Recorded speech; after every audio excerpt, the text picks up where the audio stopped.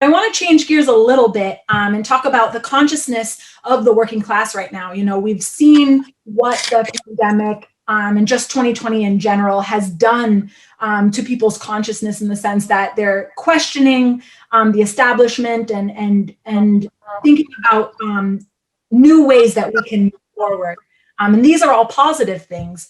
But on the other hand, we have people who kind of draw opposite conclusions in these conspiracies, and that they view the problem that exists, but the reason that the problem exists is not necessarily because capitalism, and their solution is a little bit different. So I was wondering if you could speak a little bit to that. Why have people drawn these types of conclusions on both sides? Okay, well, we'll start with the negative and the conspiracy theories.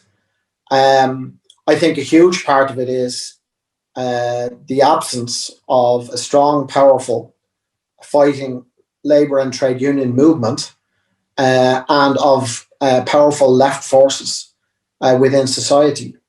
The neoliberal era and the pressures that have been imposed on people by the COVID crisis means that there's a huge discontent within society, a huge dissatisfaction, and a pointing of the finger at the people at the top, the political elites, the business elites, the people at the top dogs, and a questioning of what they say and what they do, quite rightly.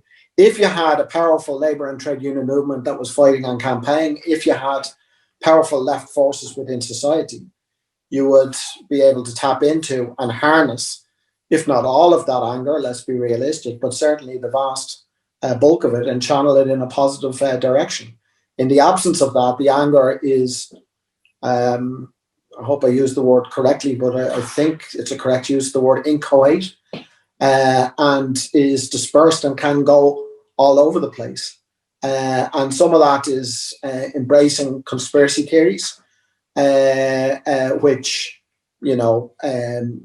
link in with very much a kind of a right, populist, anti-establishment viewpoint. Those polls now would show very significant sections of populations in various countries won't take the virus. This is linked to conspiracy theories, etc. Sometimes it's the more downtrodden and poorer sections of the working class who do this. It's not the more conscious sections or conscientious sections in a lot of cases of working people. I mean, you take the mask issue.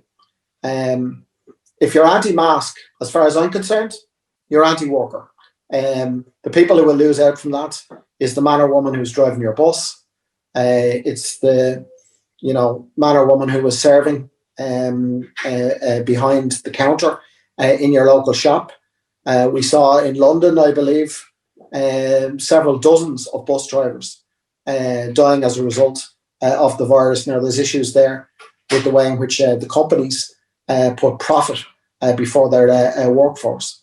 And that's the key point. But this, the practical consequences of the conspiracy theory stuff comes at a price for working people. So the workers' movement has a real interest in providing a fighting, campaigning, left alternative and championing the idea of science as opposed to the populist nonsense, which unfortunately has captured the imagination of not insignificant sections of the population. Having said that, I think that those ideas did peak somewhat during the summertime, when the virus in Europe, for example, was at somewhat of a lower ebb. And I think that as the virus has risen up again on the second wave and third wave now, and it's posed more of a health threat, I think, a big bulk of working people have embraced progressive positions on these issues, have tended to reject the conspiracy theory stuff, and I think they've been somewhat pushed back. So I think one thing that's happened now is I think that the regard for health workers in society, already high, is at an all-time high now.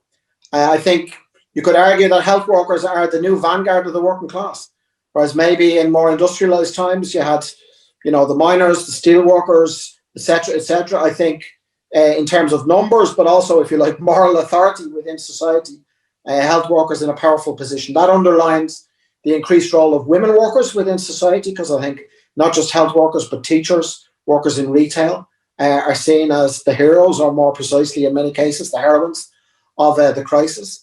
I think the idea of socialized medicine and the idea of strong public health services will be strengthened from this, as it was from the Spanish flu epidemic 100 years ago. And I think for many people who are thinking about the issues, and I think this is particularly the case among the youth, I think people will draw not just anti-establishment, but anti-capitalist conclusions, seeing how the rich have benefited and the working people and the poor have got the shitty end of the stick, if you don't mind me using that expression.